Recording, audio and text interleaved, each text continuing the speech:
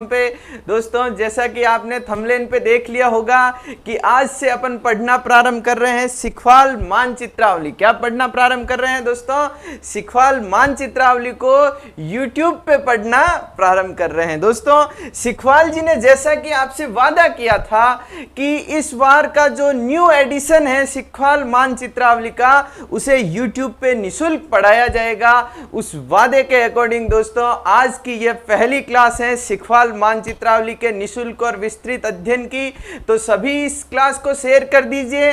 Channel पे नए हो तो चैनल को सब्सक्राइब जरूर कर लेना। दोस्तों, जब चर्चा चल रही थी कि सिखवाल की इस नवीन एडिशन न्यू एडिशन वाली मानचित्रावली को YouTube पे निःशुल्क पढ़ाया जाए या फिर एप्लीकेशन पे सशुल्क पढ़ाया जाए, तो दोस्तों अधिकतर स्टाफ गणों ने, अधिकतर साथियों ने यही राय दी थी कि सिखवाल मानचित्रावली एक बहुत बड़ा ब्रांड है और इस ब्रांड को एप्लीकेशन पे सशुल्क पढ़ाना संस्था के लिए बहुत लाभदायक रहेगा।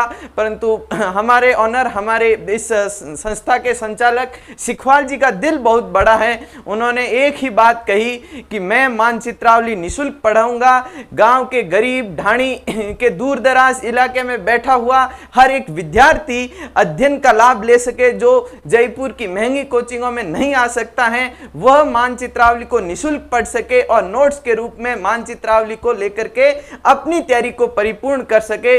इन्हीं उद्देश्य के साथ सिखवाल जी ने जो घोषणा की थी कि YouTube पे सिखवाल मानचित्रावली को पूर्ण रूप से A to Z निःशुल्क पढ़ाया जाएगा, उस संदर्भ में ये पहली क्लास है। सबसे पहले अपन राज व्यवस्था को पढ़ते हैं। किसको पढ़ते हैं दोस्तों? राज व्यवस्था को पढ़ते हैं। जैसा कि आप सभी को विदित है कि राजस्थान जीके में बड़े स्तर पे फेरबदल हुआ है। राजस्थान की प्रशासनिक व्यवस्था में अशोक गहलोत जी ने बदलाव किया, परंतु राजस्थान की राजनीतिक और प्रशासनिक व्यवस्था में तो थोड़ा ही बदलाव हुआ। भाई, जो जिले बने वो क्या है? प्रशासनिक व्यवस्था में बदलाव है, परंतु जीके की दृष्टि से, पाठ्यक्रम की दृष्टि से राज व्यवस्था और प्रशासनिक व्यवस्था में थोड़ा बदलाव हुआ, परंतु ज्यादा बदलाव किसमें हुआ? भूगोल में हुआ, कला संस्कृति में हुआ, इतिहास में हुआ। तो इस समय की मांग को ध्यान में रखते हुए सिखवाल का जो मानचित्रावली का न्यू एडिशन है वो बहुत जल्द मार्केट में आने वाला है। और मैं आपको बता दूं दोस्तों, इसी हफ्ते में मानचित्रावली का नवीन संस्करण, नवीन तथ्यों के साथ, नवीन जिलों के साथ, नवीन संभागों के साथ आपके लिए बाजार में उपलब्ध हो जाएगा। तो पढ़ना प्रारंभ करते हैं राज व्यवस्था को, पढ़ना प्रारंभ करते हैं सिखवाल की मानचित्रावली को व्यवस्थित ढंग से और क्रमबद्ध ढंग से। मैं आप सभी के कमेंट देख पा रहा हूं। बिल्कुल, कमेंट जो नवीन पुस्तक आएगी वह आपकी इच्छाओं के अकॉर्डिंग आएगी, आपकी उम्मीदों के अकॉर्डिंग आएगी, एग्जाम के पैटर्न को ध्यान में रख के आएगी और इसमें नवीन मानचित्र के साथ हिस्ट्री, कला संस्कृति, पॉलिटी, अर्थव्यवस्था सभी का समावेश होगा। चिंता करने की कोई बात नहीं है दोस्तों। तो पढ़ना प्रारंभ कर लेते हैं राज व्यवस्था को। दोस्तों, सिखवाल मानचित्रावली, जो सिखवाल की मानचित्रावली है, जो अपने आप में राजस्थान में पुस्तकों का एक ब्रांड है, वो कितने खंडों में है दोस्तों? वो कितने खंडों में है? तो वह 6 खंडों में है। कौन कौन से 6 खंड हैं? 6 खंड हैं, अ, ब, स, द, ये और र। अब सद ये और र, ये 6 खंडों में है जो सिखवाल की मानचित्रावली है। उनमें से आज अपन कौन सा खंड पढ़ना प्रारंभ कर रहे हैं दोस्तों? खंड नंबर 6, खंड नंबर र में क्या है? राज व्यवस्था है। क्या है दोस्तों? राज व्यवस्था है। क्या है? राज व्यवस्था है। तो आज से राज व्यवस्था को पढ़ना प्रारंभ कर रहे हैं। तो ये जो खंड र है, जो 6ठा खंड है, उसमें टोटल इकाई कितनी है? इसमें टोटल इकाई कितनी है? तो 6 इकाई है। कितनी इकाई है दोस्तों? 6 इकाई है। कितनी इकाई है? 6 इकाई है। और इन 6 इकाई में से आज पहली इकाई पढ़ेंगे। कौन सी इकाई पढ़ेंगे? आज फर्स्ट इकाई पढ़ेंगे। और फर्स्ट इकाई किससे संबंधित है? राज्य सरकार से संबंधित है। किससे संबंधित है? राज्य सरकार से संबंधित हैं। तो आज क्या पढ़ेंगे दोस्तों? राज्य सरकार को पढ़ेंगे। क्या पढ़ेंगे? राज्य सरकार। तो हेडिंग डाल दीजिए दोस्तों, राज्य सरकार।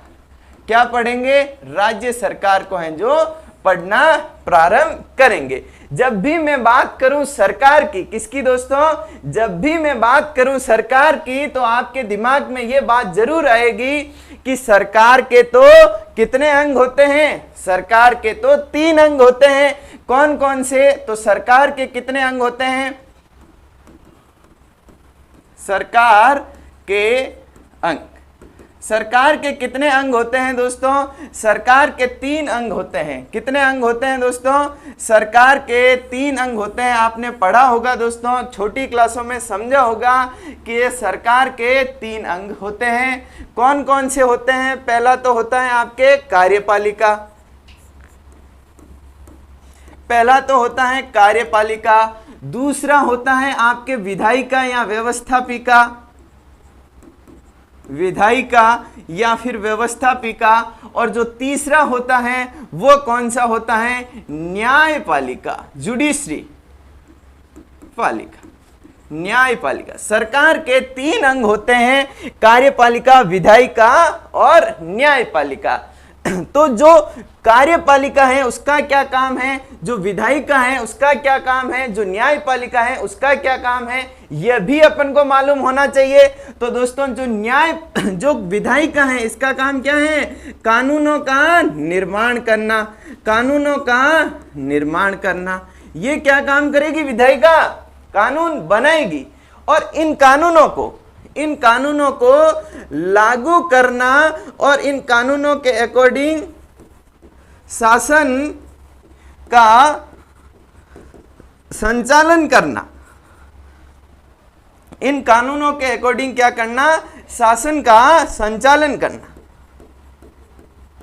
शासन का संचालन करना किसका काम होगा? शासन का संचालन करना और इन कानूनों को लागू करना कार्यपालिका का काम होगा। फिर न्यायपालिका का क्या काम होगा? न्यायपालिका का काम होगा कि ये जो कानून बनाए गए, ये कानून सही है कि गलत है, ये जो जिन कानूनों के आधार पे ये जो शासन चलाया जा रहा है वो शासन संविधान के अकॉर्डिंग चल रहा है या नहीं चल रहा है, इसकी समीक्षा करने की जिम्मेदारी किसकी होगी? न्यायपालिका की होगी। तो न्यायपालिका क्या करती हैं? समीक्षा करती हैं। किसकी करती हैं समीक्षा? कानूनों की, विधायिका द्वारा निर्मित कानूनों की, और कार्यपालिका द्वारा शासन चलाने हेतु, शासन के संचालन हेतु जो आदेश जारी किए जाते हैं उनकी समीक्षा कौन करता है? न्यायपालिका करता है। तो सरकार को अपन समझ पाए, सरकार के कितने अंग होते हैं? 3 अंग हैं जो होते हैं। बिल्कुल आपकी बात सुन ली है टेक्नोलॉजी अपडेट जी, आपकी बात सुन ली है, आपकी बात पहुंचा दी जाएगी, बिल्कुल चिंता न करें। ठीक है, अब क्लास पे फोकस करिए और क्लास को शेयर कर दीजिए दोस्तों। आज पढ़ने के बाद राज्यपाल से संबंधित किसी भी एग्जाम में, आपके आने वाले RAS एग्जाम में और आने वाली किसी भी भर्ती में राज्यपाल से संबंधित कोई प्रश्न पूछा जाता है और आपका प्रश्न गलत हो जाता है तो दोस्तों यहां पढ़ाना व्यर्थ है, क्योंकि इस लेवल का पढ़ाया जाएगा। जैसे सिखवाल मानचित्रावली जानी जाती है, सिखवाल मानचित्रावली किस बात के लिए जानी जाती है कि उतना पढ़ाना जो ना तो कम हो ना ही अधिक हो, उतना पढ़ाना जितना एग्जाम में पूछा जाता हो। सिखवाल मानचित्रावली इसी के लिए जानी जाती हैं और वही है जो सिखवाल मानचित्रावली की पहचान है और वही इस क्लास में पढ़ाया जाएगा जो सिखवाल की मानचित्रावली में लिखा गया है। हाँ, क्लास को अपन कंटिन्यू रखते हैं। हाँ जी, विवेक जी और टेक्निकल अपडेट दोनों की बात सुन ली गई है, दोनों की बात समझ ली गई है, दोनों की बात स्वीकार कर ली गई है। अब क्लास पे फोकस करिए और क्लास को शेयर कर दो। आज तो आप सभी इस क्लास को अपने अपने व्हाट्सएप स्टेटस पे लगाओगे, क्योंकि राजस्थान के इतिहास में पहली बार हो रहा है कि किसी पुस्तक का क्रमबद्ध ढंग से निशुल्क YouTube पे अध्ययन करवाया जा रहा है। कोई नोट्स बनाने की जरूरत नहीं, किसी प्रकार की कोचिंग लेने की जरूरत नहीं, बस YouTube पे आइए और मानचित्रावली को पढ़िए, राजस्थान जीके में अपना हाथ मजबूत करिए। तो अधिक से अधिक क्लास को शेयर कर दो और अब क्लास पे फोकस करो दोस्तों। तो अपन पढ़ना क्या प्रारंभ कर रहे हैं, राज्य सरकार। जैसे ही सरकार की बात आई तो सरकार के 3 अंग अपन को पता होने चाहिए। कौन कौन से हैं, कार्यपालिका, विधायिका और न्यायपालिका। इन तीनों के क्या कार्य हैं वो भी अपन ने जान लिए। अब बात कर रहे हैं अपन राज्य सरकार की। तो राज्य सरकार के भी ये तीनों ही अंग हैं और राज्य सरकार से संबंधित संविधान में उपबंध कहां कर रखे हैं, तो राज्य सरकार से संबंधित राज्य सरकार से संबंधित संविधान में कहां पे उपबंध है, तो संविधान का भाग कौन सा, नोट करिए, संविधान का भाग 6, अनुच्छेद कहां से कहां तक, तो संविधान के भाग 6 में अनुच्छेद 152 से लेकर के 237, अनुच्छेद 152 से लेकर के अनुच्छेद 237 तक क्या है, राज्य सरकार से संबंधित उपबंधों का उल्लेख कहां पे किया गया है, संविधान में किया गया है। भाग कौन सा है, भाग 6 है। संविधान का कौन सा भाग, भाग 6 है जो है दोस्तों। अब राज्य सरकार का उल्लेख अनुच्छेद 152 से लेके अनुच्छेद 237 तक है और सरकार के 3 अंग होते हैं, तो तीनों अंगों का उल्लेख भी यहीं पे किया जाएगा ना, बिल्कुल यहीं पे किया जाएगा। तो वह कैसे कैसे विभाजित हैं ये भी देख लो। तो देख, सबसे पहले लेते हैं कार्यपालिका। क्या लेते हैं, कार्यपालिका। क्या लेते हैं दोस्तों, कार्यपालिका।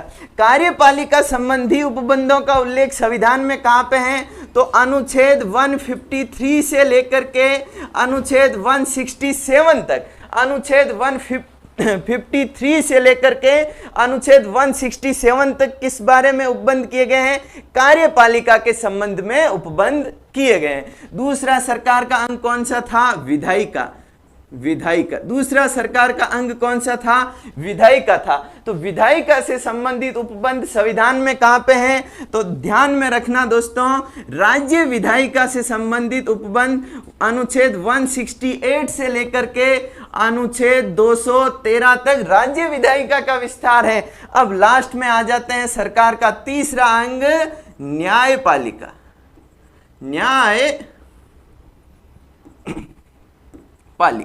न्यायपालिका का उल्लेख, न्यायपालिका से संबंधित उपबंध संविधान में कहां पे हैं, तो अनुच्छेद 214 से लेकर के अनुच्छेद आपके 237 तक। आपके उच्च न्यायालय भी इसी में है, अधीनस्थ न्यायालय भी इसी में है दोस्तों।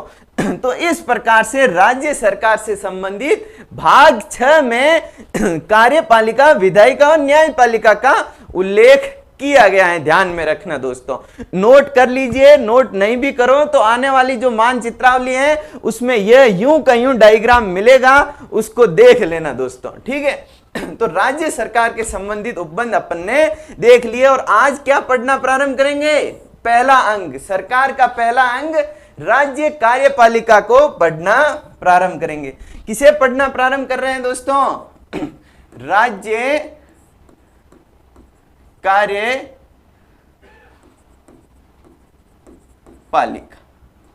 राज्य कार्यपालिका, राज्य कार्यपालिका को है जो अपन पढ़ना प्रारंभ कर रहे हैं। अपन जानते हैं कहां से कहां तक विस्तारित है, अनुच्छेद 153 से लेकर के अनुच्छेद 167, अनुच्छेद 153 से लेकर के अनुच्छेद 167 तक क्या उल्लेखित है, राज्य कार्यपालिका के बारे में प्रावधान किए गए। अब विद्यार्थियों के मन में यह प्रश्न आना लाजमी है, विद्यार्थियों के मन में यह प्रश्न आना स्वाभाविक है कि सर आपने क्या बताया, आपने बताया कि अनुच्छेद 152 से 237 तक राज्य सरकार के बारे में प्रावधान है और प्रारंभ किया कार्यपालिका को अनुच्छेद 153 से। अनुच्छेद 152 कहां गया, तो मैं आपको बता दूं अनुच्छेद जो 152 है, अनुच्छेद 152 है उसमें क्या है, राज्य की परिभाषा है। क्या है दोस्तों, राज्य की परिभाषा है। क्या क्या है दोस्तों, राज्य की परिभाषा है।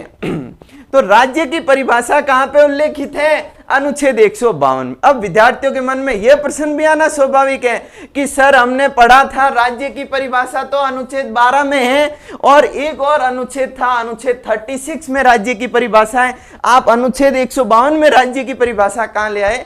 तो ये वाली परिभाषा भाग 3 और भाग 4 के संबंध में है। अनुच्छेद 12 और अनुच्छेद 36 में भाग 3 और भाग 4 के बारे में राज्य शब्द को परिभाषित किया गया है, परंतु अनुच्छेद 152 में भाग 6 के संदर्भ में, किसके संदर्भ में? संविधान के भाग 6 के संदर्भ में राज्य को परिभाषित किया गया है कि भाग 6 में जो राज्य शब्द लिखा हुआ है उसका क्या अर्थ होगा। तो क्या बताया गया? बताया यह गया कि भाग 6 में जो राज्य शब्द होगा उसमें भारत के 28 राज्य होंगे। जो भाग 6 में राज्य शब्द लिखा हुआ होगा उसका मतलब क्या होगा? भारतीय संघ के 28 राज्य।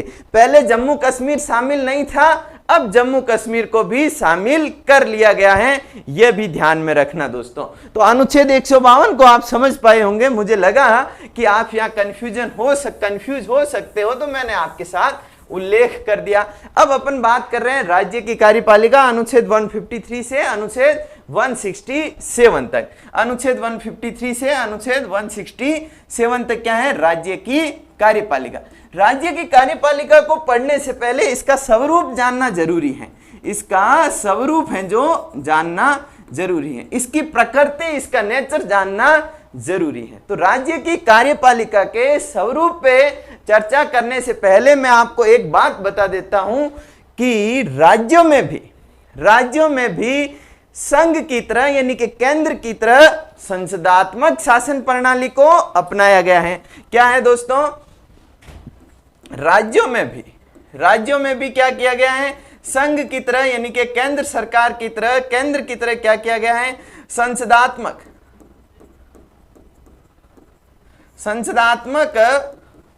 शासन प्रणाली को अपनाया गया। अब आपके दिमाग में प्रश्न ये आएगा कि सर ये संसदात्मक शासन प्रणाली क्या होती है? संसदात्मक शासन प्रणाली क्या होती है? ये आएगा दिमाग में प्रश्न की संसदात्मक शासन प्रणाली क्या होती है। तो देखिए दोस्तों, संसदात्मक शासन प्रणाली ये कहती है कि जो कार्यपालिका होगी, क्या दोस्तों? जो कार्यपालिका होगी वह किसके प्रति उत्तरदायी होगी? वह किसके प्रति उत्तरदायी होगी? तो कार्यपालिका आपके विधायिका के प्रति उत्तरदायी होगी। संसदात्मक शासन प्रणाली की सबसे जो बेसिक बात है वो क्या है? कार्यपालिका विधायिका के प्रति उत्तरदायी होगी और कार्यपालिका दो भागों में होगी, दो प्रकार की होगी। एक तो नाम मात्र की कार्यपालिका होगी और एक वास्तविक कार्यपालिका होगी। वास्तविक कार्यपालिका होगी। एक तो नाम मात्र की होगी और एक वास्तविक कार्यपालिका होगी दोस्तों। तो नाम मात्र की कार्यपालिका या संवैधानिक प्रमुख जैसे केंद्र में कौन होता है? राष्ट्रपति, और वास्तविक कौन होता है? आपके प्रधानमंत्री। उसी तरीके से राज्य में भी क्या किया गया है दोस्तों?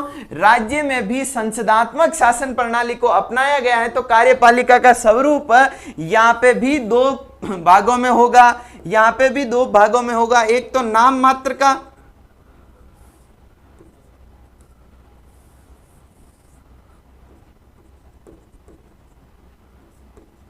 मात्र की कार्यपालिका होगी, एक वास्तविक होगी। वास्तविक कार्यपालिका होगी। अब नाम मात्र यानी यहां संवैधानिक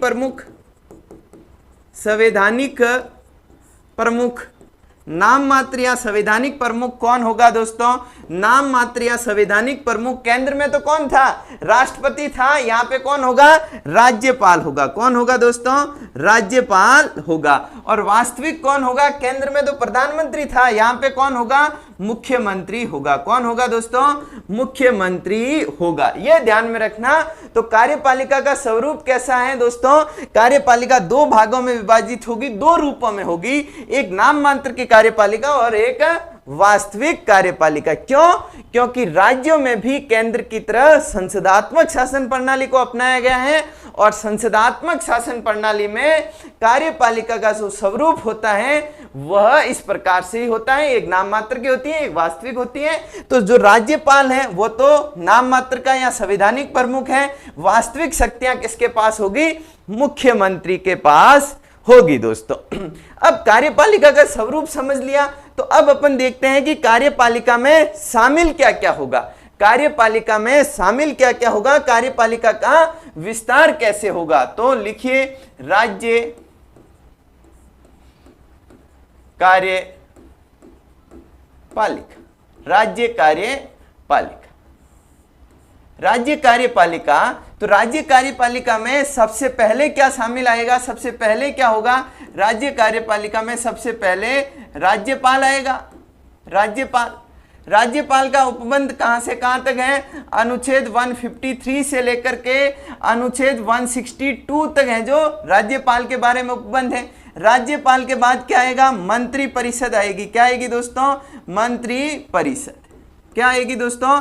मंत्री परिषद आएगी। मंत्री परिषद का उल्लेख कहां पे है दोस्तों? अनुच्छेद 163 से लेकर के अनुच्छेद 167 तक उल्लेख किसका है? मंत्री परिषद का है। अब इस मंत्री परिषद में किसे किसे शामिल कर सकते हैं? यानी कि अनुच्छेद 163 से 167 तक क्या क्या शामिल है? तो अनुच्छेद 163 से अनुच्छेद 167 तक मंत्री परिषद में पहला तो हो गया आपके मुख्यमंत्री हो गया, दूसरे आपके मंत्री हो गए, मुख्यमंत्री के अलावा जो मंत्री होते हैं, और तीसरा हो गया आपके महाधिवक्ता, महाधिवक्ता हो गया। मुख्यमंत्री का उल्लेख कहां पे है? अनुच्छेद 163 में है, अनुच्छेद 164 1 में भी है। आगे विस्तार से पढ़ेंगे कि 163 में क्या है, 164 1 में क्या है। मंत्रियों के सारे उपबंध अनुच्छेद 164 में है और अनुच्छेद 165 में क्या है? महाअधिवक्ता के बारे में उल्लेख किया गया है दोस्तों। तो इस प्रकार से राज्य कार्यपालिका का स्वरूप हो गया, राज्य कार्यपालिका का विस्तार हो गया। ये जो मैं डायग्राम आपको बना के समझा रहा हूं, ये डायग्राम यूं के यूं आपको मानचित्रावली में भी मिलेंगे, ये भी ध्यान में रखना दोस्तों। अब देखिए, अब अपन सबसे पहले पढ़ना प्रारंभ करते हैं अपने किसको? राज्यपाल को। अब अपन मेन टॉपिक पे आ गए हैं, मेन मुद्दे पे आ गए हैं। सबसे पहले किसको पढ़ते हैं? राज्यपाल को पढ़ना प्रारंभ। हेडिंग डालिए राज्यपाल, हेडिंग डालिए दोस्तों राज्यपाल। राज्यपाल, गवर्नर जिसे अपन कहते हैं। तो सबसे पहली पॉइंट, सबसे पहला बिंदु क्या है कि राज्यपाल पद का सर्जन, राज्यपाल पद का सर्जन राज्यपाल पद का सर्जन राजस्थान में 7वें संविधान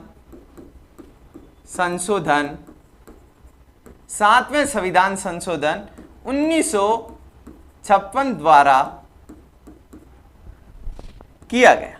पहली बात तो यह है, 1956 से पहले क्या राजस्थान में राज्यपाल हुआ ही नहीं करता था? बिल्कुल नहीं हुआ करता था। 1956 से पहले राजस्थान में राज्यपाल नहीं होता था। क्या होता था? 1956 से पहले राजस्थान में राज प्रमुख हुआ करते थे। कौन हुआ करते थे? राज प्रमुख हुआ करते थे। राज प्रमुख क्यों हुआ करते थे? ये दिमाग में आपके आएगा, ये प्रश्न आना स्वाभाविक है। तो दोस्तों, जब 1950 में, मैं आपको थोड़ा सा बैकग्राउंड बताता हूं, 1950 में देश का जब संविधान लागू हुआ तो भारत के सभी राज्य सेक्टरों को कितने खंडों में विभाजित किया गया? 4 खंडों में। कौन कौन से? ए, बी, सी और डी। ए, बी, सी, डी खंडों में है जो भारत के सभी राज्य सेक्टरों को विभाजित किया गया। ए में कौन से राज्यों को रखा? जो आजादी से पहले डायरेक्ट रूप से ब्रिटिश के अधीन थे। जो ब्रिटिश प्रांत हुआ करते थे, 11 प्रांत थे ब्रिटिश, जहां पे ब्रिटिश डायरेक्ट रूल किया करते थे, वैसे 11 प्रांत थे। तो उन 11 प्रांतों में से 2 प्रांत तो पाकिस्तान में चले गए और 9 प्रांत कहां पे आ गए? ए खंड के राज्यों में आ गए, ए श्रेणी के राज्यों में आ गए। और ब्रिटिश काल में जहां पे ब्रिटिश राजा महाराजाओं के माध्यम से शासन किया करते थे, मतलब जो देसी रियासतें हुआ करती थी, उनको किस खंड में रखा? बी खंड में रखा। लगभग 9 देसी रियासतें थी, मतलब बहुत सारी देसी रियासतों को जोड़ करके 9 राज्य बनाए गए। जैसे राजस्थान का भी एकीकरण हुआ, 19 रियासतें 3 ठिकानों को मिला के राजस्थान बना। और जब राजस्थान बना तो उसे कौन सी श्रेणी में रखा गया? बी श्रेणी में रखा गया। एग्जाम में प्रश्न पूछा गया है, ध्यान में रखना। तो जो 20 श्रेणी के राज्य थे, उनमें जो राज्य का प्रमुख हुआ करता था वो कौन हुआ करता था? राज प्रमुख हुआ करता था। राज प्रमुख हुआ करता था। यहां पे तो राज्यपाल ही हुआ करता था, राज्यपाल ही हुआ करता था। तो 20 श्रेणी में राजस्थान था, तो राजस्थान में भी राज्यपाल ना होकर के कौन था? राज प्रमुख था। कौन था दोस्तों? राज प्रमुख था। फिर 1956 में क्या हुआ? 7वां संविधान संशोधन हुआ और भारत सरकार ने क्या किया? तत्कालीन भारत सरकार ने ये जो ABCD वाली व्यवस्था थी, इसे समाप्त कर दिया, इसे जो भंग कर दिया, इसे समाप्त कर दिया कि भाई नहीं, हमें ऐसे अलग अलग स्टेटस नहीं चाहिए राज्यों का, सभी राज्य एक जैसे होंगे। भाग 6 में उल्लेखित उपबंधों के अकॉर्डिंग उनमें शासन किया जाएगा। जब 7वें संविधान संशोधन द्वारा ABCD प्रावधानों को समाप्त कर दिया, ABCD प्रावधानों को समाप्त किया, तो क्या हुआ दोस्तों? तो राजस्थान भी B श्रेणी से कहां पे आ गया? सभी राज्यों के समान हो गया। तो वहां का राज प्रमुख अब राज प्रमुख नहीं रहा, क्या बना दिया गया? राज्यपाल बना दिया गया। राज प्रमुख हट गया और कौन बन गया? राज्यपाल बन गया। तो राजस्थान में राज्यपाल पद का सृजन कब हुआ? सबसे पहले 1956 में हुआ, 7वें संविधान संशोधन द्वारा हुआ। और राजस्थान के पहले राज्यपाल बने थे, आपको याद होगा, गुरुमुख निहाल सिंह। कब बने थे? कमेंट बॉक्स में लिख के बताइए। देखिए कौन है जो कमेंट बॉक्स में लिख के बता सकता है, बताइए। देखिए कमेंट बॉक्स में कि राजस्थान के प्रथम राज्यपाल गुरुमुख निहाल सिंह कब बने, ये आपको कमेंट बॉक्स में बताना है। तो 1956 में राज्यपाल पद का सृजन किया गया, ये बात पहली बात आपको ध्यान में होनी चाहिए। फिर राज्यपाल से संबंधित जो पहला आर्टिकल है वो कौन सा है? अनुच्छेद 153 है। कौन सा है? अनुच्छेद 153 है, जो राज्यपाल से संबंधित पहला अनुच्छेद है। इसमें क्या कहा गया है कि प्रत्येक राज्य का एक राज्यपाल होगा। प्रत्येक राज्य का एक राज्यपाल होगा। प्रत्येक राज्य का एक राज्यपाल होगा। ये कहां पे कहा गया? ये कहा गया दोस्तों अनुच्छेद 153 में कि प्रत्येक राज्य का एक राज्यपाल होगा। ये तो क्या है? मूल संविधान में ये व्यवस्था थी, परंतु जैसे ही 7वां संविधान संशोधन हुआ, कौन सा? 7वां संविधान संशोधन हुआ, तो 7वें संविधान संशोधन 1956 द्वारा क्या व्यवस्था की गई कि प्रत्येक राज्य का एक राज्यपाल होगा, परंतु एक ही व्यक्ति दो से अधिक राज्यों का राज्यपाल भी बन सकता है। क्या समझे कि जो मूल संविधान था, मूल संविधान में कहा गया कि प्रत्येक राज्य का एक राज्यपाल होगा, परंतु 7वें संविधान संशोधन द्वारा इसमें एक और बात जोड़ी गई कि एक व्यक्ति 2 या 2 से अधिक राज्यों का राज्यपाल हो सकता है। मतलब एक ही व्यक्ति राजस्थान का भी राज्यपाल है, एक ही व्यक्ति गुजरात का भी राज्यपाल है, और एक ही व्यक्ति किसका राज्यपाल है? आपके पंजाब का भी राज्यपाल। ऐसी व्यवस्था भी हो सकती है, क्योंकि अनुच्छेद 153 में 7वें संविधान संशोधन द्वारा यह बात जोड़ ली गई। जब ये बात जोड़ ली गई तो ऐसी व्यवस्थाएं अब होती भी हैं। तो अनुच्छेद 153 को अपन समझ गए कि प्रत्येक राज्य का एक राज्यपाल होगा, परंतु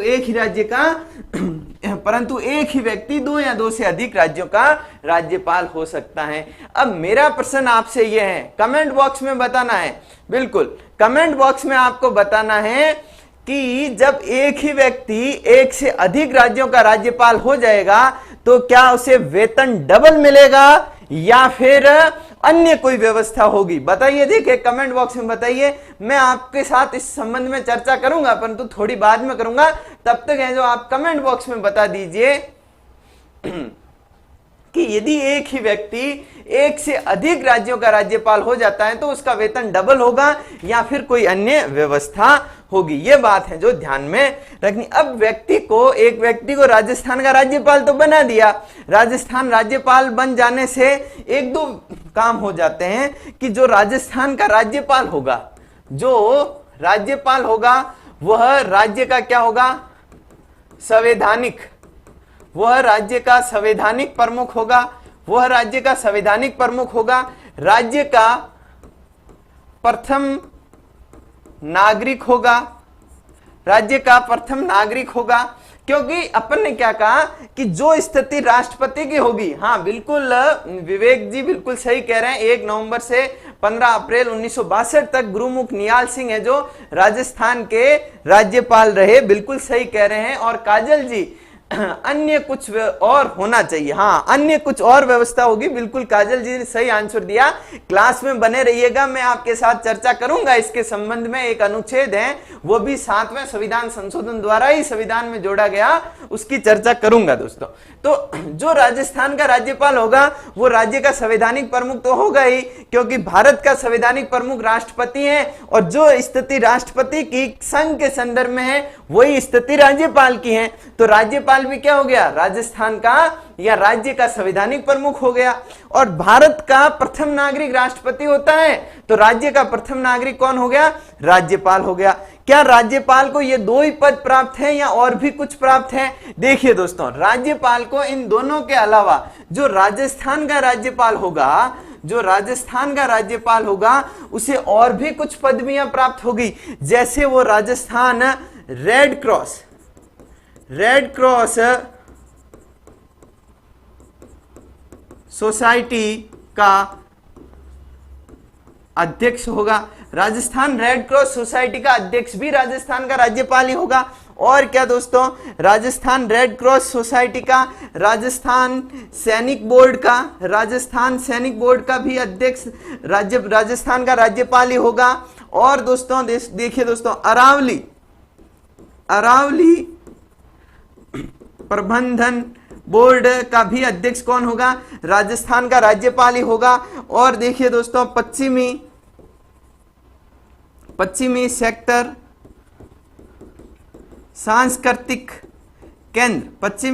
सांस्कृतिक केंद्र उदयपुर का भी जो अध्यक्ष होगा वो कौन होगा? राजस्थान का राज्यपाल ही होगा। इसके अलावा दोस्तों राजस्थान स्काउट गाइड का भी अध्यक्ष कौन होगा? राजस्थान का राज्यपाल ही होगा। इसके अलावा राज्य के सभी विश्वविद्यालय, किसके दोस्तों? राज्य के सभी विश्वविद्यालयों का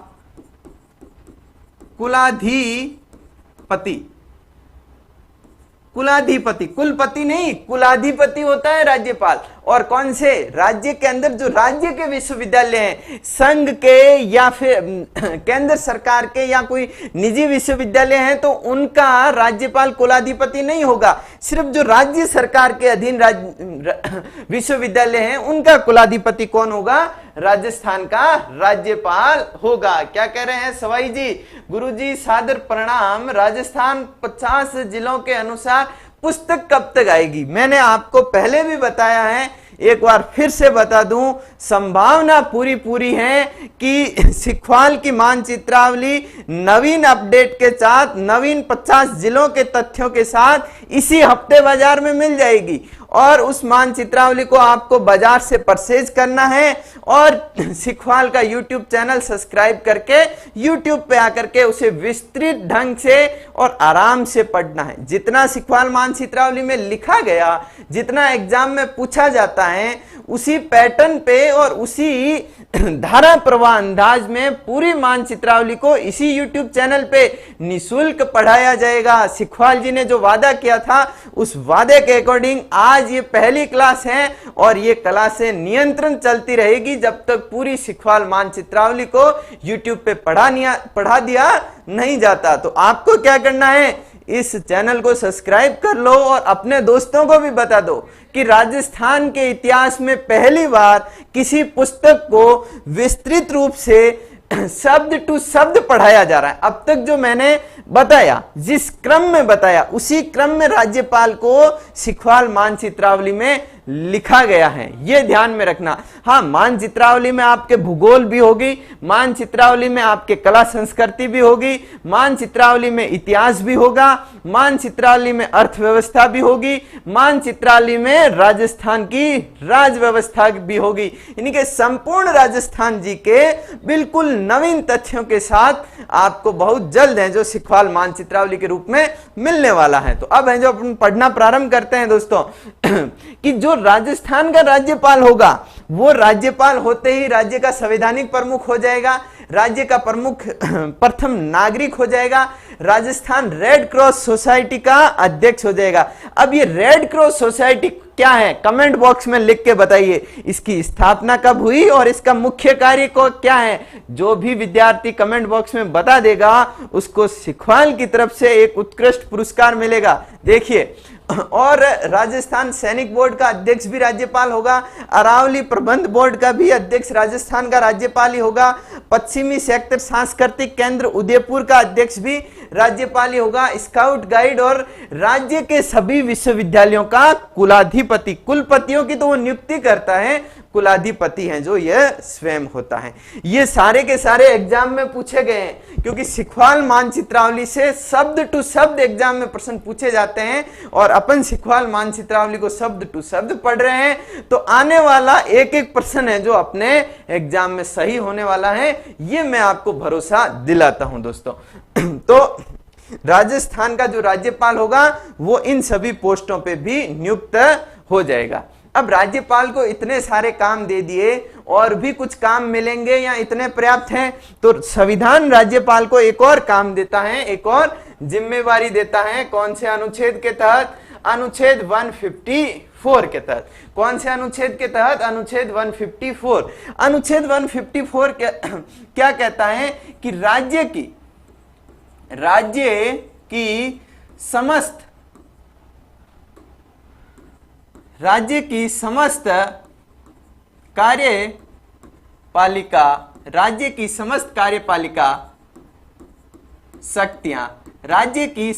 कार्यपालिका शक्तियां राज्यपाल में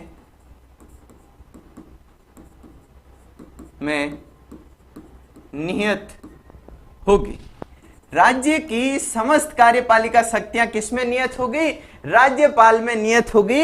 ये कौन सा अनुच्छेद कहता है? अनुच्छेद 154 कहता है कि राज्य की जितनी भी कार्यपालिका शक्तियां हैं वो सभी की सभी किसमें नियत होगी? आपके राज्यपाल में नियत होगी। और राज्यपाल इनका उपयोग या तो स्वयं करेगा या अपने अधीनस्थों के माध्यम से करेगा। कविता जी नमस्कार, कैसे हो आप? तो या तो अपने अधीनस्थों के माध्यम से करेगा, मतलब अधीनस्थों से मतलब क्या हो गया? अधीनस्थों से मतलब मंत्री परिषद हो गया, जिसके बारे में आगे विस्तार से चर्चा करेंगे। अभी तो अपन इतना जान लेते हैं कि अनुच्छेद जो 154 है वो कहता है कि राज्य की समस्त कार्यपालिका शक्तियां राज्यपाल में नियत होगी, जिसका उपयोग या तो वो स्वयं या फिर अपने अधीनस्थों के माध्यम से करेगा। तो राज्यपाल को क्या क्या शक्तियां प्राप्त होगी, राज्यपाल कौन कौन सी पोस्टों को धारण करेगा, ये सभी अपन ने जान लिया। अब इतनी सारी जिम्मेदारियां जिस व्यक्ति को मिल रही हो वो कुछ योग्य होना चाहिए कि नहीं होना चाहिए? बिल्कुल वो व्यक्ति योग्य होना चाहिए। तो राज्यपाल की योग्यताओं के बारे में जरा चर्चा कर लेते हैं। सर प्लीज बता दो कितने पेज की होगी? तो दोस्तों सिखवाल मानचित्रावली किसके लिए जानी गई? सिखवाल मानचित्रावली की पहचान ही यही है कि सिखवाल मानचित्रावली में लिखा वही जाता है जो एग्जाम में पूछा जाता है। इधर उधर के बिना फालतू के फिजूल के कंटेंटों से दूर रखा जाता है। जो एग्जाम में पूछा जाता, जो एग्जाम की अप्रोच होती है, वही सिखवाल मानचित्रावली में आपको लिखा हुआ मिलेगा, संक्षिप्त लिखा हुआ मिलेगा, ताकि विद्यार्थी 15 से 20 दिन में पूरा राजस्थान जीके पढ़ सके और अपने एग्जाम को उत्तीर्ण कर सके। और जब आप पेज पूछ रहे हो तो मैं आपको बता दूं कि 200 पेज के आसपास होगी मानचित्रावली, सिर्फ 200 पेज के आसपास संपूर्ण मानचित्रावली के अंदर राजस्थान जीके का समावेश कर दिया जाता है। 200 से कुछ पेज प्लस हो सकते हैं। पहले वाली जो पुस्तक है ना, उससे थोड़ा सा विस्तारित हो सकती है, परंतु लगभग उतना ही कंटेंट रहेगा और उतनी ही सार्थक होगी आपके लिए। तो नवीन मानचित्रावली बाजार में आने वाली है, तो इस राखी के उपलक्ष्य पे अपन को क्या करना है? पुरानी मानचित्रावली की एकदम सम्मानजनक विदाई करनी है, उसे अलमारी में सम्मानजनक स्थिति में रख लेना है और बाजार से नई मानचित्रावली खरीद लेना है। इस राखी पे आपकी बहन को आपकी तरफ से गिफ्ट क्या होनी चाहिए? राजस्थान की सिखवाल मानचित्रावली होनी चाहिए। हाँ जी, बता दिया कितने पेज की होगी, सारी संख्याएं क्लियर होगी। न्यू ऑब्जेक्टिव टाइप बुक कब आ रही है? वो भी आ जाएगी और बुक मार्केट में अवेलेबल भी है। ऑब्जेक्टिव टाइप 11,111 वाली पुस्तक अनुच्छेद 154 को अपन देख रहे थे और अपन ये चर्चा कर रहे थे कि राजस्थान का राज्यपाल को इतनी सारी जिम्मेदारियां दी, तो इतनी सारी जिम्मेदारियां दी तो वो व्यक्ति योग्य होना चाहिए। तो संविधान में दोस्तों राज्यपाल की योग्यताओं के बारे में भी उल्लेख है। योग्यताएं, राज्यपाल पद के लिए क्या योग्यताएं होगी, इसके बारे में चर्चा कर रहे हैं दोस्तों। अनुच्छेद कौन सा है योग्यताओं के बारे में? अनुच्छेद है दोस्तों 157। अनुच्छेद कौन सा है? अनुच्छेद है 157। अनुच्छेद 157 में क्या है? राज्यपाल पद की योग्यताएं। कौन कौन सी योग्यताएं हैं राज्यपाल पद की? कमेंट बॉक्स में लिखिए, मैं यहां लिखता हूं। पहली योग्यता तो है कि भाई वो भारत का नागरिक हो, भारत का नागरिक हो। पहली योग्यता क्या है? कि वो भारत का नागरिक हो। अरे पाकिस्तान के नागरिक या अमेरिका के नागरिक को राज्यपाल थोड़ा ही बना देंगे। पहली योग्यता तो वो भारत का नागरिक होना चाहिए। पहली योग्यता तो वो भारत का नागरिक होना चाहिए। और दूसरी योग्यता क्या है दोस्तों? दूसरी योग्यता है कि वह 35 वर्ष की आयु पूर्ण कर चुका हो। दूसरी योग्यता क्या है अनुच्छेद 157 के तहत? कि वो 35 वर्ष की आयु पूर्ण कर चुका हो। ध्यान में रखना दोस्तों, राज्यपाल पद के लिए ये दो ही योग्यताएं हैं, तीसरी योग्यताएं नहीं है। ये ध्यान में रखना, बच्चे कंफ्यूज होते हैं। जो राज्यपाल पद की शर्तें हैं उसे राज्यपाल पद की योग्यताएं मान लेते हैं। राज्यपाल पद के लिए सिर्फ दो ही योग्यताएं हैं अनुच्छेद 157 के तहत। एक वो भारत का नागरिक हो और 35 वर्ष की आयु पूर्ण कर चुका हो। ये दो क्वालिफिकेशन जिसके पास हैं वो क्या बन सकता है? राज्यपाल बन सकता है। बताइए आप में से किस किस के पास ये दो क्वालिफिकेशन है? कमेंट बॉक्स में बता दीजिए। अभी राष्ट्रपति जी से बात करके आपको राज्यपाल बना देते हैं। किसके पास है योग्यता? ये वाली योग्यता तो सभी के पास है, ये वाली योग्यता आप में से कुछ ही के पास होगी। देखिए दोस्तों, तो राज्यपाल पद के लिए सिर्फ दो ही योग्यताएं, ये मैं आपको बताना चाह रहा हूं। और पिछला जो आरएएस का एग्जाम नहीं, पिछला जो 2021 का पीएसआई का एग्जाम था, उसमें यह प्रश्न पूछा गया कि निम्न में से राज्यपाल पद के लिए योग्यताएं हैं। एक थी आपका भारत का नागरिक हो, एक थी 35 वर्ष की आयु पूर्ण कर रखा हो, एक सेंटेंस था लाभ का पद धारण न किया हो, एक सेंटेंस था कि संसद या विधानमंडल का सदस्य न हो। और फिर ऑप्शन में था केवल एक, केवल दो, एक और दो, उपयुक्त सभी। सभी ने क्या किया? उपयुक्त सभी किया। उपयुक्त सभी नहीं होगा, योग्यताएं सिर्फ दो हैं, भारत का नागरिक और 35 वर्ष की आयु। ये ध्यान में रखना है। जो बाकी उल्लेख है कि लाभ का पद धारण न किया हो और कोई संसद और विधानमंडल का सदस्य नहीं हो, ये राज्यपाल पद की शर्तें हैं दोस्तों। हाँ जी, मानव स्वास्थ्य के लिए काम करती है। बिल्कुल सही बोला विवेक जी ने। जो मैंने पूछा था आपसे कि रेड क्रॉस सोसाइटी की स्थापना कब हुई? 1920 में हुई, और वो मानव स्वास्थ्य के लिए काम करती हैं। बिल्कुल विवेक जी के लिए तालियां हो जाए, बहुत जबरदस्त, बहुत ही शानदार। हाँ जी, तो राज्यपाल पद के लिए हाँ आपको एक उत्कृष्ट पुरस्कार मिलेगा। आप जो सिखवाल के हेल्पलाइन नंबर हैं उन पे अपनी डिटेल भेज देना, है ना। अब देखिए दोस्तों, राज्यपाल पद की योग्यता की चर्चा कर ली, तो लगे हाथ क्या कर लेते हैं, राज्यपाल पद के लिए जो शर्तें हैं उनकी भी चर्चा कर लेते हैं। राज्यपाल पद के लिए शर्तें, राज्यपाल पद के लिए शर्तों का उल्लेख कहां पे है? राज्यपाल पद के लिए शर्तों का उल्लेख आपके अनुच्छेद 158 में है। कौन से अनुच्छेद में है? अनुच्छेद 158 में है, जो किया गया है। आरजे गुजर साहब, सर बुक कब आ रही है? बुक इसी हफ्ते आ रही है, इसी हफ्ते बुक आ रही है। ठीक है, राज्यपाल पद के लिए शर्तों का उल्लेख कहां पे है? अनुच्छेद 158 में किया गया है। क्या क्या शर्तें हैं? तो पहली शर्त तो अनुच्छेद 158 के क्लॉज 1 में ही है। क्या है पहली शर्त? कि वह संसद या राज्य विधान मंडल का सदस्य नहीं होगा। पहली शर्त क्या है राज्यपाल पद के लिए? कि जो व्यक्ति राज्यपाल बनेगा वह संसद या विधान मंडल का सदस्य नहीं होगा, एमएलए नहीं बनेगा, एमपी नहीं बनेगा, वही क्या होगा? राजस्थान का वही क्या बन सकेगा? राज्यपाल बन सकेगा। पहली शर्त यह है। साथ साथ में क्या कहा गया है कि यदि कोई ऐसा व्यक्ति जो संसद या विधान मंडल का सदस्य है और राज्यपाल पद को धारण कर लेता है, तो उसका क्या होगा? तो जिस समय वो राज्यपाल का पद धारण करेगा उसी समय उसकी संसद या विधान मंडल की सदस्यता रिक्त हो जाएगी, निरस्त हो जाएगी। ये ध्यान में रखना। दूसरी शर्त क्या है? दूसरी शर्त आपके अनुच्छेद 158 के क्लोज 2 में उल्लेखित है। क्या कहा गया है? कि राज्यपाल कोई भी लाभ का पद धारण नहीं करेगा। लाभ का पद धारण नहीं करेगा। राज्यपाल कोई लाभ का पद धारण नहीं करेगा, ये शर्त है, ये योग्यता नहीं है। राज्यपाल के पद को धारण करने के बाद कोई भी व्यक्ति कोई सरकारी नौकरी नहीं करेगा, ऐसा कोई पोस्ट प्राप्त नहीं करेगा जिससे उसे कोई लाभ हो रहा हो, जिससे उसे कोई पेमेंट है जो प्राप्त हो रहा हो। कंपटीशन क्लियर जी क्या कह रहे हैं? सर मैंने ऑफिस में कॉल किया था, 1 सितंबर को बोला है। हाँ 1 सितंबर मैं आपको कह रहा हूं, या तो इसी सप्ताह या 1 सितंबर लगभग, मतलब बुक आने का लगभग समय आ चुका है और बुक है जो आपको मिलने वाली है बहुत जल्द। हाँ जी, अनुच्छेद 153, अनुच्छेद 153 क्या कह रहा है? अनुच्छेद 158 का क्लोज 3, 158 का क्लोज 3 क्या कह रहा है? कि जो भी व्यक्ति राज्यपाल बनेगा उसे निःशुल्क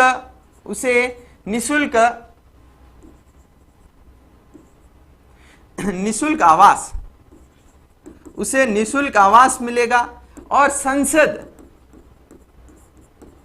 द्वारा निर्धारित वेतन भत्ते उपलब्धियां प्राप्त होंगी।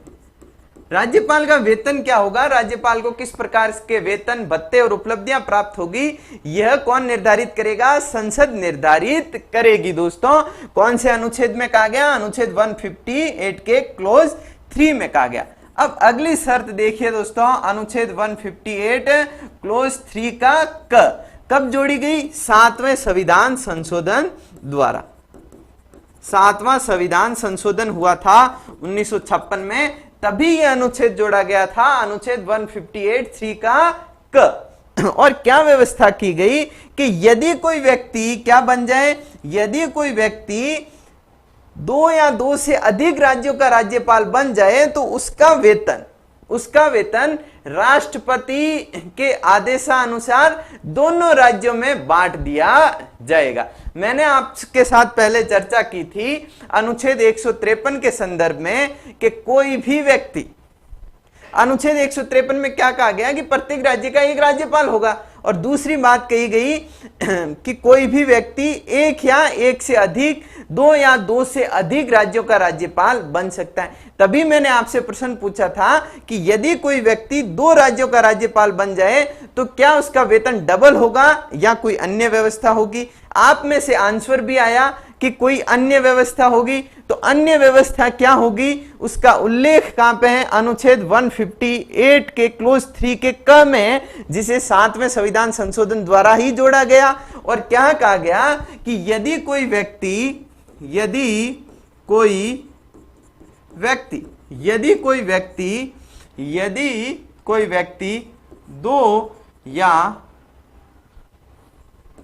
दो से अधिक राज्यों का राज्यपाल बनता है, यदि कोई व्यक्ति दो या दो से अधिक राज्यों का राज्यपाल बनता है तो उसका वेतन राष्ट्रपति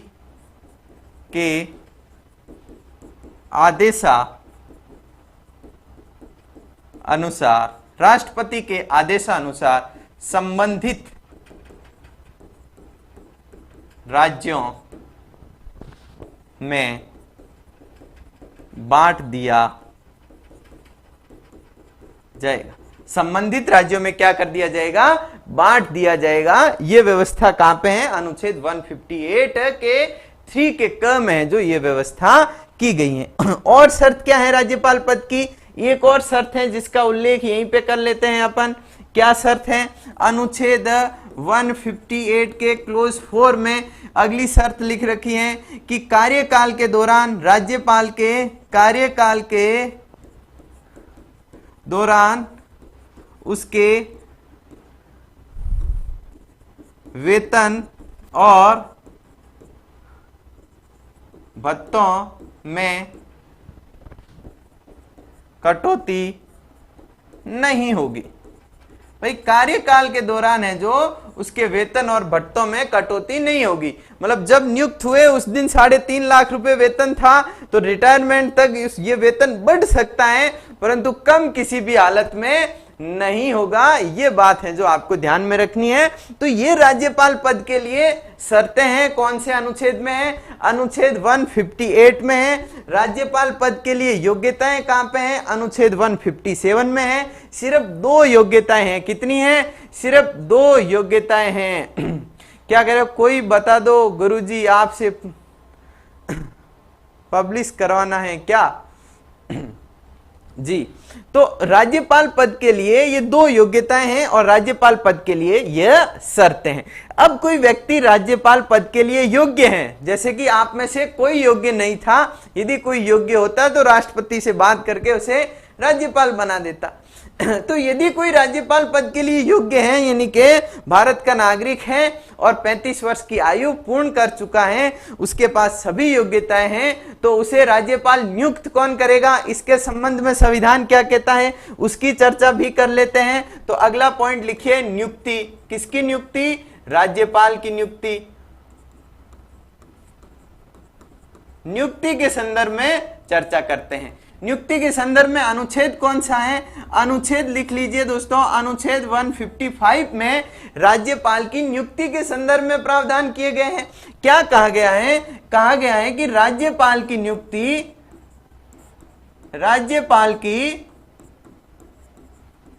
नियुक्ति कौन करता है, कमेंट बॉक्स में लिखिए, सभी को पता होगा, बड़ा सिंपल सा फैक्ट है। राज्यपाल की नियुक्ति राष्ट्रपति करता है। कौन करता है दोस्तों, राष्ट्रपति करता है। राज्यपाल की नियुक्ति कौन करता है, राष्ट्रपति द्वारा राज्यपाल की नियुक्ति की जाती है। अब राष्ट्रपति तो अपने विवेक से काम करता नहीं है, आपको पता ही होगा। राष्ट्रपति किसके इशारों पे काम करता है? प्रधानमंत्री और मंत्रिपरिषद यानी के केंद्र सरकार के इशारों पे काम करता है राष्ट्रपति, केंद्र सरकार। तो वैसे संविधान में तो कहा गया कि राज्यपाल की नियुक्ति राष्ट्रपति करेगा, परंतु वास्तव में राज्यपाल की नियुक्ति कौन करता है? केंद्र सरकार करती है। क्या कि संविधान में उल्लेखित है कि राष्ट्रपति करेगा, परंतु राष्ट्रपति किसके इशारों पे करता है काम? केंद्र सरकार के इशारों पे करता है, केंद्र सरकार की सिफारिश पे ही वो कोई काम करता है। तो राज्यपाल की नियुक्ति तो कौन करेगा? राष्ट्रपति करेगा, परंतु राज्यपाल कौन होगा, कौन सा व्यक्ति होगा, उसका चयन कौन करेगा? उसका चयन केंद्र सरकार करेगी। एक बार एग्जाम में प्रश्न पूछा गया कि राज्यपाल के रूप में किसी पद का, किसी व्यक्ति का चयन कौन करता है? ऑप्शन था राष्ट्रपति, ऑप्शन था प्रधानमंत्री और मंत्रिपरिषद, ऑप्शन था आपके मुख्यमंत्री, ऑप्शन था राज्य की मंत्रिपरिषद।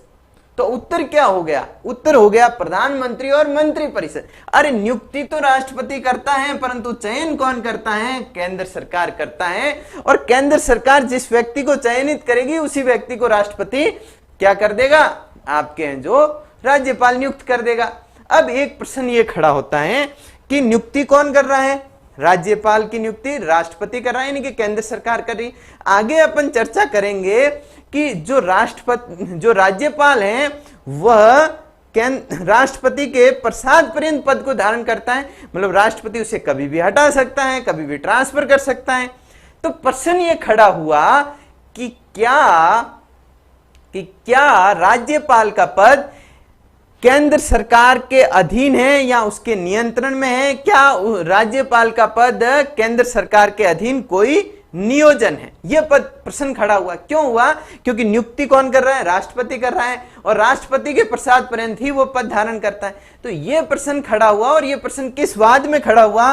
वो वाद लिख लीजिए दोस्तों, पूछा गया है एक एग्जाम में।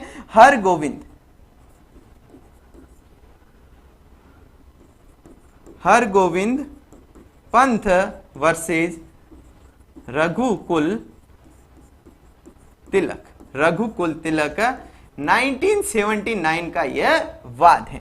इस वाद में प्रश्न क्या था कि क्या राज्यपाल का पद केंद्र सरकार के अधीन है?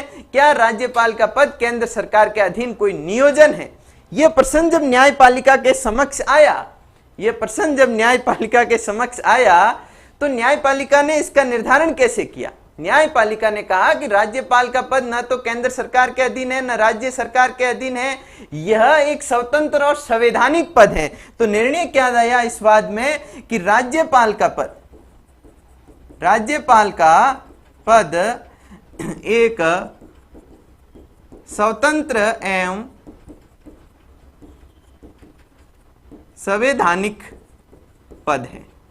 यह ध्यान में रखना, यह निर्णय आया इस वाद में। यह प्रश्न पूछा भी गया है कि क्या राज्यपाल का पद केंद्र सरकार के अधीन या नियंत्रण में है? नहीं है। हरगोविंद पंथ वर्सेज रघुकुल तिलक वाद में सुप्रीम कोर्ट ने निर्णय दे दिया कि राज्यपाल का पद एक स्वतंत्र और संवैधानिक पद है। तो राज्यपाल की नियुक्ति पे अपन ने चर्चा कर दी। अब राज्यपाल नियुक्त होने के बाद क्या करेगा? पद ग्रहण करेगा, और पद ग्रहण करने से पहले क्या करेगा? शपथ ग्रहण करेगा। क्या करेगा? पद ग्रहण करने से पहले शपथ ग्रहण करेगा। तो अब है जो राज्यपाल की शपथ पे चर्चा कर लेते हैं, ओथ टेकिंग सेरेमनी पे चर्चा कर लेते हैं। शपथ, राज्यपाल की शपथ से संबंधित कौन सा अनुच्छेद है? अनुच्छेद हैंड टू हैंड लिखते रहिएगा, कई बार सुमेलित करने के लिए पूछे जाते हैं कि कौन से अनुच्छेद में किससे संबंधित प्रावधान है। एक बार मैं ये क्लास के एंड में आपको सारे के सारे अनुच्छेद एक लाइन वाइज लिखे बता भी दूंगा। राम बरोस सैनी जी, लंबे समय बाद मुलाकात हो रही है। सैनी साहब कैसे हो आप? क्लास को शेयर कर दी। सर प्लीज बता दो, इनाम लेकर ही छोड़ूंगा, क्योंकि जीते हुए इनाम को कभी छोड़ना नहीं चाहिए। बिल्कुल, बहुत जबरदस्त है। बिल्कुल आपकी बात पे हंसना जरूरी है, और हंसना जरूरी का कमेंट भी आ गया। इनाम मिलेगा, पुरस्कार मिलेगा, वादा किया है तो निभाया जाएगा। बस हेल्पलाइन नंबर पे आ जाना आप। तो राज्यपाल शपथ किसकी लेगा, राज्यपाल को शपथ कौन दिलाएगा, इस संबंध में उपबंध कहां पे है, इस संबंध में उपबंध आपके अनुच्छेद 159 में किए गए हैं। कहां पे किए गए हैं, 159 में किए गए हैं। सत्या गुजर। तो अनुच्छेद 159 में क्या कहा गया है, राज्यपाल को शपथ कौन दिलाएगा, उच्च न्यायालय का, उच्च न्यायालय का मुख्य न्यायाधीश, उच्च न्यायालय का मुख्य न्यायाधीश राज्यपाल को क्या करेगा, शपथ दिलाएगा। यदि मुख्य न्यायाधीश छुट्टी पे चला जाए तो मुख्य न्यायाधीश उपस्थित ही नहीं है, एक व्यक्ति को राज्यपाल नियुक्त कर दिया तो क्या होगा, तो उच्च न्यायालय का जो वरिष्ठ न्यायाधीश होगा वो राज्यपाल को शपथ दिला देगा। ये वैकल्पिक व्यवस्था रहेगी। तो पहली बात तो अपन ने ये जानी कि राज्यपाल को शपथ कौन दिलाएगा, राज्यपाल को, राज्यपाल को शपथ कौन दिलाएगा, तो राज्यपाल को शपथ अनुच्छेद 159 के तहत उच्च न्यायालय का मुख्य न्यायाधीश दिलाएगा। अब राज्यपाल किसकी शपथ लेगा, पद और गोपनीयता की शपथ लेगा या किसी और की शपथ लेगा, तो दोस्तों मैं आपको बता दूं कि राज्यपाल पद और गोपनीयता की शपथ नहीं लेता, राज्यपाल पद और गोपनीयता की शपथ नहीं लेता। राज्यपाल किसकी शपथ लेता है, संविधान और विधि के परिरक्षण, संरक्षण और प्रतिरक्षण की शपथ है जो लेता है। राम भरोसी क्या कह रहे हैं, गवर्नमेंट एक जनाधार पर एक आईफोन दे रही है, अच्छा एक जन आधार पे एक फोन दे रही है, क्या फिर एक ही वोट दिया जाना चाहिए, एक जनाधार पे एक आईफोन दे रही है तो क्या एक ही वोट दिया जाना चाहिए। आपका प्रश्न बिल्कुल जायज है क्योंकि जन आधार में तो परिवार के सारे सदस्य हैं। अब आपकी मांग है कि सभी को फोन दिया जाए, सभी को स्मार्टफोन दे दिया जाए, सभी को यूट्यूब पे की है जो निशुल्क डाटा मिल जाए और सभी यूट्यूब पे आकर के निशुल्क मानचित्रावली को पढ़ ले। यदि ऐसा होता है तो बहुत ही शानदार रहेगा। बुक में हाँ सहकारिता को जोड़ दिया गया है, आपकी बात को सुन लिया गया है। बिल्कुल टेक्नोलॉजी अपडेट लगातार क्लास में जुड़े हुए हैं और अपनी भावनाओं को लगातार जाहिर कर रहे हैं और हमारी टेक्निकल टीम है जो टेक्नोलॉजी अपडेट की सारी बातों को स्वीकार कर रही है और नोटबुक में नोट कर रही है। ठीक है, तो अपन चर्चा कर रहे थे कि राज्यपाल को शपथ कौन दिलाता है, उच्च न्यायालय का न्यायाधीश, मुख्य न्यायाधीश दिलाता है। यदि वो नहीं है तो वरिष्ठ न्यायाधीश दिलाएगा। और राज्यपाल किसकी शपथ लेता है, राज्यपाल संविधान और राज्यपाल संविधान और विधि के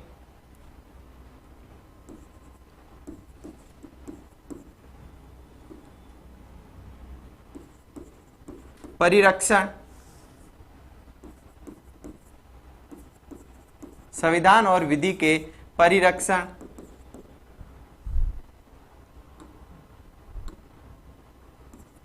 संरक्षण एवं प्रतिरक्षण की शपथ लेता है। राज्यपाल किसकी शपथ लेता है, संविधान और विधि के परिरक्षण, प्रतिरक्षण और संरक्षण की शपथ लेता है। यह बात है जो आपको ध्यान होनी चाहिए।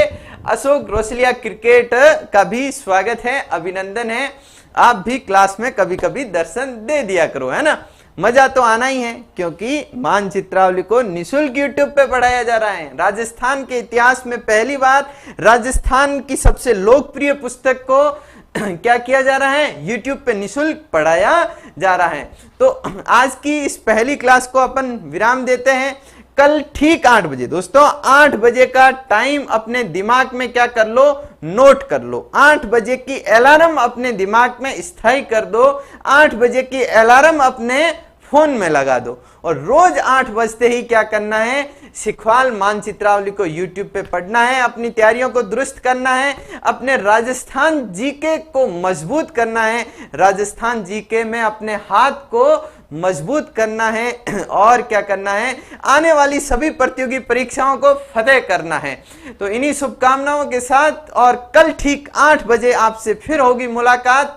इन्हीं आशाओं के साथ मैं आपसे विदा लेना चाहूंगा। बहुत बहुत धन्यवाद।